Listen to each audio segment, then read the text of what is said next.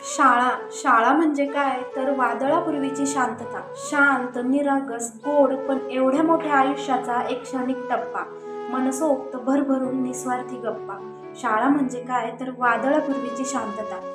सगळ्यांचं आयुष्य सारखं नसतं, पण कोणत्या ना कोणत्या टप्प्यावर वादळ नक्की असतं. कितीही सावरून घेतलं तरी हाती काही उरत नसतं. बेरीजही शिकवलेली असते शाळेत, पण का माहीत कितीही वाचवायचा प्रयत्न केला तरी वजाबाकीसारखे हाती काहीच उरत नसते.